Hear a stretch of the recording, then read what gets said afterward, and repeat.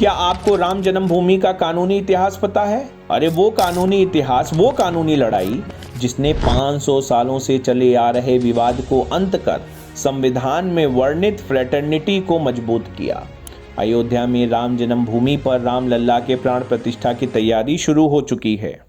22 जनवरी को मुख्य समारोह होना है। यह समारोह लंबी कानूनी लड़ाई, धार्मिक उन्माद और भारतीय संस्कृति पर चोट की एक कहानी है। कहानी की शुरुआत लगभग 500 साल पहले हुई। साल था 1528, जब मुगल बादशाह बाबर के सिपह सलार मीर बाकी ने एक मस्जिद का निर्माण कराया। इस मस्जिद के निर्माण के साथ ही शुरू हुआ वो विवाद जिसका अंत क्या होगा, कुछ साल पहले तक किसी ने नहीं सोचा था। राम मंदिर विवाद के 500 सालों के इतिहास को समझने के लिए इस मामले के कानूनी पहलुओं की बारीकियों को समझना अत्यंत आवश्यक है। किसे? जो बच्चे लॉ के छात्र हैं। 1885 में ये मामला पहली बार कोर्ट पहुंचा और अंतोगत्वा 2019 में सर्वोच्च न्यायालय के द्वारा इस विवाद का हल भी कर लिया गया। हालांकि इन 134 सालों में इस विवाद से जुड़ी जाने कितनी याचिकाएं पहले ब्रिटिश कॉलोनियल एरा और बाद में इंडिपेंडेंट इंडिया की अदालतों में चक्कर काटती रहीं।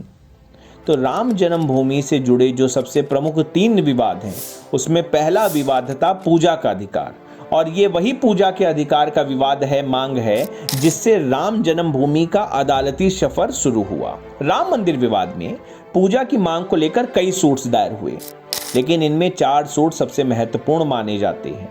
पहले सूट की अगर हम बात करें तो ये 1885 में महंत रघुबर दास ने राम चबूतरे पर पूजा के लिए कोर्ट में दायर किया था।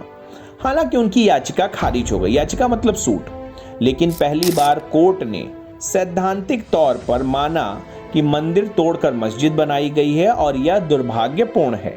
दूसरी याचिका 1950 में दायर की गई। 1949 में बाबरी ढांचे में मूर्तियां प्रकट होने के बाद 1950 में गोपाल सिंह विशारद ने पूजा की अनुमति पर याचिका दायर की थी। कोर्ट ने पूजा की अनुमति तो दे दी, लेकिन इनर कोर्ट यार्ड का जो एरिया था, वहां के जो गेट थे, कोर्ट ने कहा कि ये बंद रहेंगे। पूजा को लेकर जो तीसरी याचिका थी वो 1986 में इंस्टीट्यूट की गई।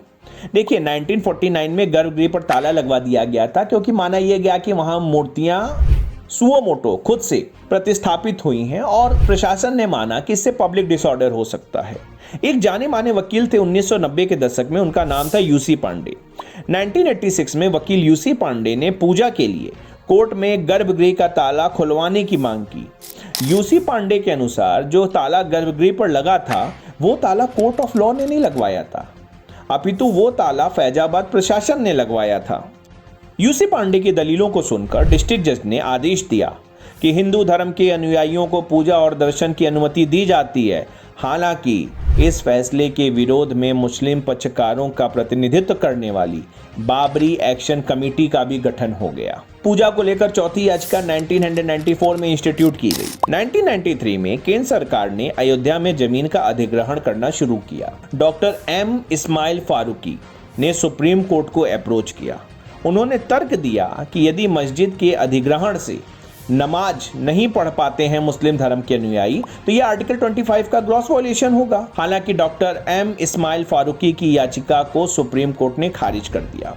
सुप्रीम कोर्ट ने एक ऐतिहासिक जजमेंट दिया। सुप्रीम कोर्ट ने 3:2 के रेशियो से acquisition of certain areas of Ayodhya act को संवैधानिक माना, कॉन्स्टिट्यूशनल माना। बेंच की अध्यक्षता स्वयं chief justice of India GS Verma साहब कर रहे थे। जस्टिस वर्मा ने जजमेंट दिया that every religious immovable property is liable to be acquired in public interest। Court ने मस्जिद को भी non essential place of worship माना। आश्चर्य की बात तो यह है, इतना बड़ा जजमेंट आने के बाद भी इस जजमेंट के खिलाफ कोई रिव्यू पिटीशन नहीं हुई और Ismail Faruqui versus union of India का यह जो जजमेंट है 2019 के सर्वोच्च न्यायालय के फैसले का भी आधार बना।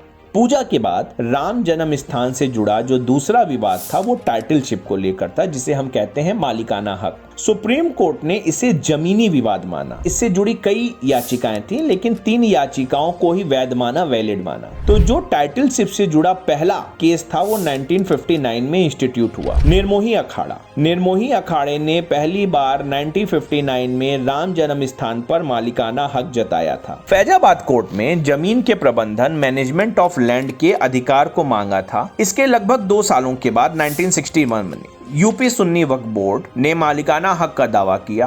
यूपी सुन्नी वक्फ बोर्ड ने याचिका में विवादित परिसर में जो मूर्तियां 1949 में कहा गया खुद से स्फुरित हुई, प्रतिस्थापित हुई, कहा कि इन मूर्तियों को हटा दिया जाए। उसके बाद 1989 में रामलला विराजमान को लेकर पूर्व हाईकोर्ट के जज थे देवकी नंदन अग्रवाल। उन्होंने बतौर राम मित्र एक याचिका दायर की। रामलला को उन्होंने अपनी दलीलों में ज्यूरिस्टिक पर्सन बताया और जमीन पर उनका दावा पेश किया। तो विषय ये है, सवाल ये उठता है कि भगवान श्री राम को कैसे मिला धरती पर जमीन पर मालिकाना हक। देखिए, सुप्रीम कोर्ट का रामलला विराजमान को जमीनी विवाद में पार्टी मानना ही इस विवाद का महत्वपूर्ण मोड़ था। जहां तक हिंदू परंपरा का सवाल है, हम भगवान को जीवित व्यक्ति मानते हैं, लिविंग पर्सन। भगवान संपत्ति के मालिक हो सकते हैं और कानूनी प्रक्रिया में शामिल हो सकते हैं। 1888 में जो ब्रिटिश कानून बने उसके तहत भी हिंदू देवी देवताओं को न्यायिक व्यक्ति यानी ज्यूरिस्टिक पर्सन माना गया। इससे पहले मनोहर गणेश तांबेकर बनाम लक्ष्मी राम गोविंदरम 1888 के साथ बहुत सारे ऐसे मामले थे ब्रिटिश कॉलोनियल एरा में जहां पर कोर्ट ने देवी देवताओं को ज्यूरिस्टिक पर्सन माना। रामलला की विधि विधान से प्राण प्रतिष्ठा हुई थी और इसी आधार पर वे ज्यूरिस्टिक पर्सन माने गए। अंततः कोर्ट ने उन्हें जमीन का मालिक माना। राम जन्मभूमि की विवाद से एक ऐसा मसला भी इस देश के सामने आया जहां सुप्रीम कोर्ट ने स्वयं अपना फैसला पलट दिया। हुआ यूं कि 1989 में इलाहाबाद हाई कोर्ट में याचिकाएं पहुंचती हैं, लेकिन उस पर सुनवाई 13 साल बाद हो पाती है 2002 में। 2002 में आर्कियोलॉजिकल सर्वे ऑफ इंडिया को सर्वेक्षण का आदेश दिया जाता है और archaeological survey of India claims to have found remnants of a 10th century Hindu temple. ये बड़ा आश्चर्यजनक था पूरे देश के लिए, लेकिन मुस्लिम पक्षकार इसे मानने को तैयार नहीं होते हैं। इलाहाबाद हाई कोर्ट ने एएसआई की रिपोर्ट को आधार बनाकर 2010 में विवादित जमीन को 3 हिस्सों में बांट दिया। एक हिस्सा सुन्नी वक्फ बोर्ड को दे दिया, एक हिस्सा निर्मोही अखाड़े को और जो बचा हिस्सा था वो रामलला विराजमान को दे दिया। लेकिन इलाहाबाद हाई कोर्ट के 2010 के फैसले को 2011 में सुप्रीम कोर्ट ने रद्द कर दिया। चीफ जस्टिस ऑफ इंडिया ने राम जन्मभूमि से जुड़े विवाद में 5 जजों की बेंच का गठन किया। 2018 में सुप्रीम कोर्ट में एक बड़ी बेंच बनाने की मांग की गई थी जो बाद में खारिज हो गई। हालांकि 2019 में उस समय के तत्कालीन मुख्य न्यायाधीश रंजन गोगोई ने अपनी प्रशासनिक शक्तियों का इस्तेमाल करते हुए अपने पिछले फैसले को पलट दिया और 5 जजेस की बेंच के गठन की अनुमति दे दी। हालांकि इस केस में एक नया मोड़ तब आया जब 9 जनवरी 2019 को बनी 5 जजों की बेंच से जस्टिस यूयू ललित खुद को हटा लेते हैं, क्योंकि बाबरी केस में उन्होंने कल्याण सिंह की पैरवी की थी। कल्याण सिंह मेन एक्यूज थे जो बाबरी ढांचा गिराया गया था। जस्टिस यूयू ललित के हटने के बाद पुनः 25 जनवरी को एक नई बेंच बनती है। 6 अगस्त 2019 से रोज सुनवाई शुरू होती है सर्वोच्च न्यायालय में। सर्वोच्च न्यायालय ऐतिहासिक रिकॉर्ड 40 दिनों में इस पूरी सुनवाई को खत्म कर लेता है। चीफ जस्टिस ऑफ इंडिया की अध्यक्षता में सर्वोच्च न्यायालय की 5 जजेस की पीठ ने 929 पन्नों की यूनैनिमस वर्डिक्ट में 9 नवंबर 2019 को संपूर्ण 2.7 एकड़ डिस्प्यूटेड लैंड राम मंदिर निर्माण को दे देता है। In addition to the land for the temple, however, the court allocated 5 acres at prominent place in Ayodhya for construction of mosque also. तो इस तरीके से जो टाइटलशिप का विवाद था वो खत्म हुआ, लेकिन विवाद एक और बचा था, वो था बाबरी ढांचे के गिराने का। 1992 से 30 सालों तक सुनवाई चली। 6 दिसंबर 1992 जब कार सेवकों की भीड़ ने बाबरी के ढांचे को 6 घंटे में गिरा दिया। इसके बाद भारतीय जनता पार्टी और विश्व हिंदू परिषद के नेताओं पर भड़काऊ भाषण और लोगों को उकसाने के आरोप में कई केस दर्ज हुए। एफआईआर में लालकृष्ण आडवाणी, अशोक सिंघल, विनय कटियार, मुरली मनोहर जोशी, उमा भारती, साध्वी रितंबरा जैसे तमाम बड़े बड़े नाम शामिल थे। घटना के 10 दिन बाद यानी 6 दिसंबर 1992 को जो ढांचा गिराया गया, तो उसके 10 दिन बाद इस पूरे मसले की जांच के लिए जस्टिस एमएस लिब्राहम की अध्यक्षता में एक आयोग का गठन किया गया। 1993 में इस मामले में जितने भी केस थे उनकी जो सुनवाई थी वो लखनऊ स्पेशल कोर्ट में शुरू हुई। हालांकि 1996 में कोर्ट ने सीबीआई से कहा कि आप section 120A Indian penal code में क्रिमिनल कॉन्स्पिरेसी की धारा को भी जोड़ें, क्योंकि प्रथम दृष्टया क्रिमिनल कॉन्स्पिरेसी प्रतीत होती है। 2003 में सीबीआई ने जब सेक्शन 173 क्लॉज 8 सीआरपीसी में अपनी सप्लीमेंट्री चार्जशीट दायर की तो उसमें क्रिमिनल कॉन्स्पिरेसी की धारा ही नहीं थी। ऐसे में सुनवाई कर रही अदालत ने लाल कृष्ण आडवाणी के साथ तमाम लोगों को बरी कर दिया। हालांकि 2005 में इलाहाबाद हाई कोर्ट ने यह आदेश रद्द कर दिया था। मामले की सुनवाई पुनः चालू कर दी थी और जो क्रिमिनल कॉन्स्पिरेसी का विषय था उन चार्जेस को भी ऐड किया, लेकिन क्रिमिनल कॉन्स्पिरेसी के चार्जेस को सीबीआई साबित ही नहीं कर पाई।